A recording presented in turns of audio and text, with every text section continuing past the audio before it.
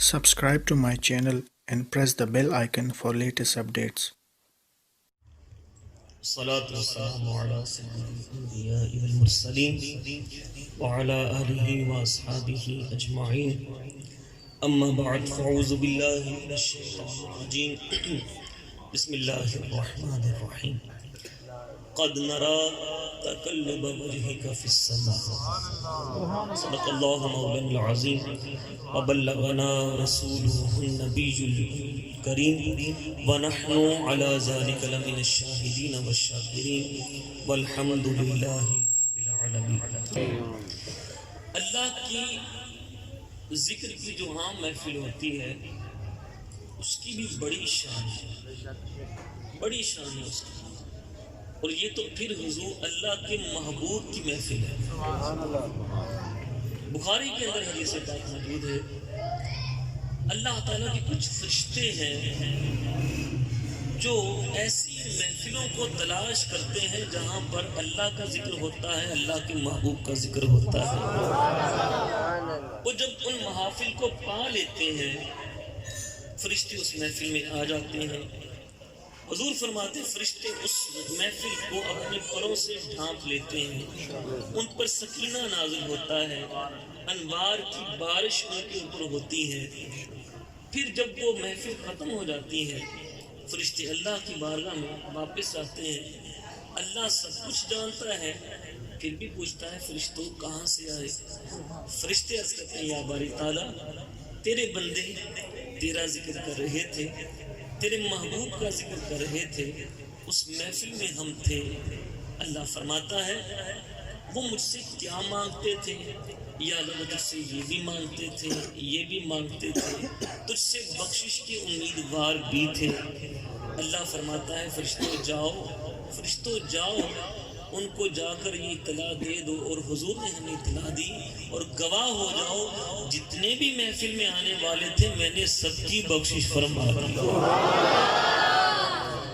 حضور فرماتے ہیں ایک فرشتہ عرض کرتا ہے یا باری تعالیٰ اس میں ایک بندہ ایسا بھی آیا تھا محفل سننے کی غرض سے نہیں آیا تھا، ذکر کرنے نہیں آیا تھا، ذکر سننے کے لیے نہیں آیا تھا، جا رہا تھا رستے میں بات ہو رہی تھی وہ رک گیا، کھڑا ہو کے دیکھنے لگا.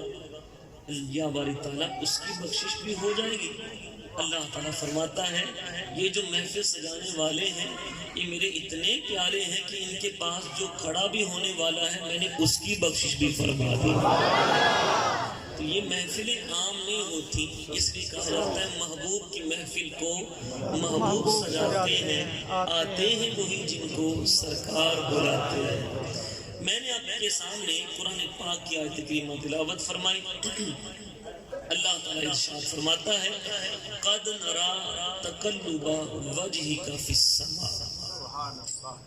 قد نرا، یہ نرا جو ایک لفظ ہے نرا، نون را یا نرا، یہ عربی گرامر کے اندر مضارع کا صیغہ ہے، اور مضارع کے اندر دو معنی ہوتے ہیں، حال کا بھی ہوتا ہے استقبال کا بھی ہوتا ہے. ویسے ہم جب انگلش گرامر پڑھتے ہیں اس میں 3 زمانے ہوتے ہیں نا، اس میں پاسٹ، پریزنٹ اور فیوچر، یہ 3 زمانے اس میں ہوتے ہیں. عرب اور تینوں کے لیے الگ الگ جو ان کے لفظ ہوتے ہیں وہ الگ الگ سینٹینس ہوتے ہیں ان کے. لیکن عربی کے اندر ماضی کے لیے ایک الگ صیغہ ہے، مضارع کا الگ صیغہ، اور مضارع کے اندر دونوں معنی پائے جاتے ہیں، حال کا بھی اور استقبال کا بھی. اب یہ جو نرا صیغہ ہے یہ نرا فعل و مضارع کا صیغہ ہے، اور اس کا معنی ہے کہ ہم دیکھتے ہیں اور دیکھیں گے. ہم دیکھتے ہیں اور دیکھیں گے. اب اللہ تعالیٰ نے قرآن مجید میں محبوب علیہ السلام کے حوالے سے فرمایا قد نرا تقلب وجہک فی السماء، اے پیارے حبیب جب بھی آپ اپنا چہرہ آسمان کی طرف اٹھاتے ہیں ہم آپ کے چہرے کو دیکھتے ہیں، ہم آپ کے چہرے کو دیکھتے ہیں اور دیکھیں گے بھی، آئندہ بھی دیکھیں گے. اور سید محدث اعظم پاکستان رحمۃ اللہ تعالی علیہ وہ اس کا ترجمہ یوں کرتے تھے، میرے سیدی مفتی محمد امین صاحب رحمۃ اللہ تعالی علیہ انہوں نے ہمیں یہ بات بتائی کہ سید محدث اعظم پاکستان رحمۃ اللہ تعالی علیہ آپ اس کا ترجمہ یوں کرتے تھے، محبوب تجھے کوئی دیکھے نہ دیکھے تیرا رب تجھے دیکھ رہا ہے، تیرا رب تجھے دیکھ رہا ہے۔ اس آیت کریمہ کا شان نزول سماعت کیجئے اور اپنے ایمان کو تازہ کیجئے۔ میرے آقا صلی اللہ علیہ وسلم مکہ پاک سے ہجرت کر کے مدینہ پاک تشریف لے کے آئے۔ اب جب نماز پڑھتے تھے ہم مسلمانوں کا جو قبلہ اول تھا وہ بیت المقدس مسجد اقصی تھا، مسجد اقصی کی طرف منہ کر کے نماز پڑھتے تھے، اور مسجد اقصی کی جو سمت تھی وہ خانہ کعبہ کے بالکل اپوزٹ، جیسے اس طرف ہمارا خانہ کعبہ ہے نا، اس طرف خانہ کعبہ ہے، اس کے بالکل اپوزٹ پچھلی طرف وہ مسجد اقصی تھی۔ حضور صلی اللہ علیہ وسلم مسجد اقصی کی طرف منہ کر کے نماز ادا کیا کرتے تھے، صحابہ بھی حضور کے پیچھے نماز ادا کیا کرتے تھے مسجد اقصی کی طرف منہ کر کے۔ یہودیوں نے طعنہ دینا شروع کیا، بھئی دین تو نیا لے آئے لیکن قبلہ تو ہمارا ہی ہے، مسجد اقصی کی طرف منہ کر کے نماز پڑھتے ہیں، یہ تو ہمارا قبلہ ہے۔ تو وہ حالانکہ جانتے تھے حضور کو کہ یہ سچے نبی ہیں، جانتے تھے لیکن مانتے نہیں تھے، جانتے تھے لیکن مانتے نہیں تھے، بغض کی وجہ سے، عناد کی وجہ سے۔ اللہ ہمیں اس بیماری سے محفوظ رکھے۔ اب وہ طعنہ دیتے کہ بھئی دین تو نیا لے آئے، نبی تو بن گیا لیکن قبلہ تو ہمارا ہی ہے۔ صحابہ کے اس پہ دل دکھے، اور حضور کو بھی اپنے وطن عزیز سے بڑی محبت تھی، مکہ پاک سے بڑی محبت تھی، تو حضور کا بھی یہ رضا تھی، حضور کی یہ چاہت تھی، حضور کا یہ چاہنا تھا کہ ہمارا جو قبلہ ہے وہ خانہ کعبہ بن جائے۔ حضور کا یہ چاہنا تھا، حضور کا یہ رضا تھی۔ اب اللہ تعالیٰ تو حضور کی رضا چاہتا ہے، ہم نہیں کہتے، قرآن کہتا ہے وَلَسَوْفَ يُعْطِيكَ رَبُّكَ فَتَرْضَىٰ، اے پیارے حبیب ہم آپ کو اتنا دیں گے آپ کو راضی کر دیں گے۔ اور جب یہ آیت کریمہ اتری نا، تفسیر قرطبی کے اندر لکھا ہے حضور نے قسم اٹھا لی، کہا خدا کی قسم یا اللہ میں اس وقت تک راضی ہی نہیں ہوں گا جب تک میرے سارے امتی جنت میں نہ چلے جائیں، جب تک میرے سارے امتی جنت میں میں اس وقت تک راضی نہیں ہوں گا۔ اللہ تو حضور کی رضا چاہتا ہے، اللہ تو حضور کی رضا۔ اب حضور مدینہ پاک سے تھوڑے فاصلے کے مقام پر گئے، ظہر کی نماز کا وقت تھا، 4 رکعت ظہر کی نماز حضور نے 2 رکعت ادا فرما لی۔ اب حضور نے ہاتھ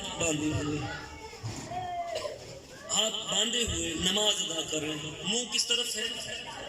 مسجد اقصی کی طرف، بیت المقدس کی طرف، اس طرف منہ ہے حضور۔ اب دل میں چاہت ہے کہ میرا جو قبلہ ہے نا وہ خانہ کعبہ بن جائے۔ نماز میں حضور کا یہ خیال آیا، حضور نے نماز کی حالت میں اپنا چہرہ انور آسمان کی طرف اٹھایا، چہرہ انور آسمان کی طرف اٹھایا۔ دل میں کیا تھا؟ قبلہ بدل جائے۔ اللہ نے فوراً جبرائیل کو بھیج دیا، فوراً آیت کریمہ نازل فرما دی، فوراً وحی فرما دی۔ وحی کیا تھی؟ قد نرا تقلب وجهک فی السماء، اے پیارے حبیب جب بھی آپ اپنا چہرہ آسمان کی طرف اٹھاتے ہیں ہم آپ کے چہرے کو دیکھتے ہیں، ہم آپ کے چہرے کو دیکھتے ہیں۔ محبوب ہم یہ جانتے ہیں کہ آپ یہ چاہتے ہیں کہ آپ کا قبلہ خانہ کعبہ بن جائے۔ اللہ تعالیٰ نے ڈائریکٹ خانہ کعبہ کا نہیں فرمایا بلکہ کیا فرمایا؟ فرمایا فَلَنُوَلِّيَنَّكَ قِبْلَةً تَرْضَاهَا، اے پیارے حبیب اپنا چہرہ اس طرف پھیر لیجئے جس طرف آپ چاہتے ہیں۔ الفاظ پہ غور کیجئے گا اور توجہ رکھیے گا۔ سفر کر کے میں آیا ہوں، تھکا میں ہوں، گلا میرا بیٹھا ہوا ہے، لیکن آپ تو تھکے نہیں ہیں نا،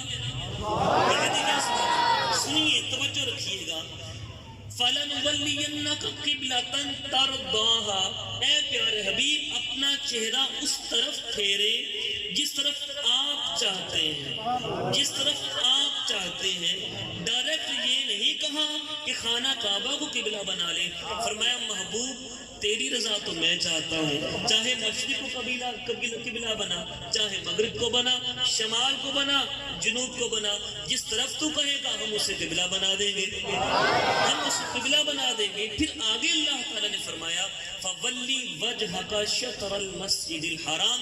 اے پیارے حبیب ہم جانتے ہیں کہ آپ یہ چاہتے ہیں کہ آپ کا قبلہ خانہ کعبہ بن جائے، تو محبوب آپ اپنے چہرے کو مسجد حرام کی طرف پھیر دیں. پھر حضور نے 2 رکعت پڑھی تھی مسجد اقصی سے منہ کر کے. اب نماز کی حالت میں ہی توجہ یہاں پر ایک بات کرنا چاہوں گا، یہ آیت کریمہ بعد میں بھی نازل ہو سکتی تھی. قبلہ ہی بدلنا تھا نا، قبلہ ہی بدلنا تھا. نماز جب حضور پوری پڑھ لیتے پھر وہی آ جاتی، اس وقت جبریل آ جاتے. لیکن فوراً کیوں ہوا، نماز کی حالت میں کیوں ہوا؟ علماء کہتے ہیں، اور عاشق ہے نا وہ، صحابہ بھی عاشق تھے، ان سے ہی انہوں نے عشق سیکھا. علماء کہتے ہیں اللہ نے فرمایا کہ میرے محبوب کے دل میں نماز کی حالت میں یہ خیال آیا ہے تو نماز میں یہ چاہت پوری کی جائے. حضور نے 2 رکعتیں مسجد اقصی کی طرف منہ کر کے نماز پڑھی، اور 2 رکعتیں پھر حضور صلی اللہ علیہ وسلم نے خانہ کعبہ کی طرف منہ کر کے نماز پڑھی. خدا کی رضا چاہتے ہیں 2 عالم، خدا چاہتا ہے رضائے محمد صلی اللہ علیہ وسلم. یہ میرے آقا صلی اللہ علیہ وسلم کا چہرہ مبارکہ. فرمایا محبوب آپ جب بھی اپنا چہرہ آسمان کی طرف اٹھاتے ہیں آپ کا رب آپ کے چہرے کو دیکھتا ہے. حضور کے چہرے کی کیا شان ہے، کیا کہنے حضور کے چہرے کے. حضور چھوٹے سے بچے تھے، ابھی پیدا ہوئے تھے، تھوڑے ہی ایام گزرے تھے. سیدہ حلیمہ سعدیہ کی قسمت جاگی، ان کو حضور کو لینے کے لیے آئیں.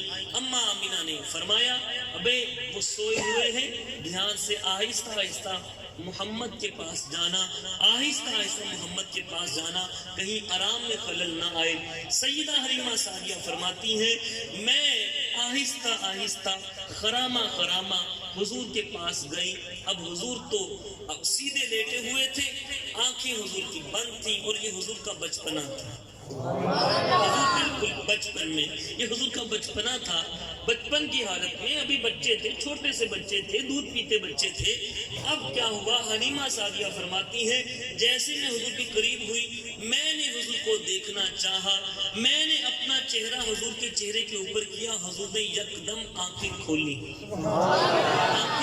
اور کھلکھلا کر مسکرا پڑے. فرماتی حضور کے چہرے سے اتنا نور نکلتا ہے کہ سارے آسمان پہ وہ نور پھیل جاتا ہے، سارے آسمان پہ وہ نور پھیل جاتا ہے جس کا حسن اللہ کو بھی بھا گیا، جس کا حسن اللہ کو بھی بھا گیا.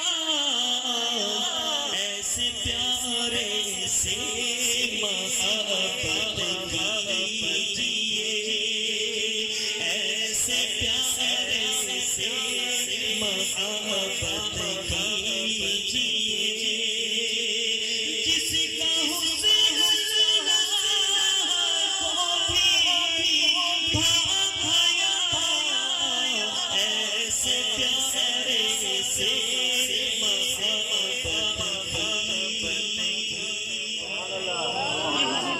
ایسے پیارے سے محبت کیجیے. الحمدللہ اللہ نے ہمیں ایسا محبوب عطا فرمایا. آخری باتیں کر کے اجازت چاہوں گا. یقیناً ہم یہاں پر حضور کی محبت میں بیٹھے ہیں، الحمدللہ. غلام ہے، غلام ہے، غلام یہ رسول میں جو ہونا عشق مصطفیٰ ہم سب کا یہ ایمان ہے. اللہ ہمیں اپنے دعوے میں سچا کرے. یہ بات ہمارے اوپر آتا ہے کہ بھئی بڑے عاشق بنے پھرتے ہیں، بڑے عاشق بنے پھرتے ہیں، عاشق رسول، عاشق رسول، عشق رسول، عشق رسول، محبت رسول. بڑا نماز پڑھتے ہیں، نماز پڑھتے ہیں.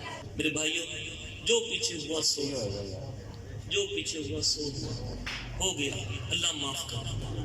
لیکن یہ محفل میلاد میں آپ آئے ہیں، اپنے آپ سے تہیہ کرتے کہ میں ہاتھ میں کھڑا کروں گا، اپنے آپ سے اور حضور کو دل میں حاضر مان کر آقا آپ کی آمد کی خوشی میں آپ کوئی نماز نہیں چھوڑیں گے، نہیں چھوڑیں گے نا انشاءاللہ، یہ حضور کو تحفہ دے آقا آپ کی آمد کی خوشی میں نماز نہیں چھوڑیں گے۔ دیکھیں ہم نے وقت گزارا یہاں پر، حضور کا ذکر سنا، ابھی محفل جاری ہے، حضرت صاحب بھی بیان کریں گے، محفل جاری ہے، حضور کا ذکر ہم نے کیا، کس لیے؟ حضور خوش ہو جائے گا، حضور خوش ہو جائے۔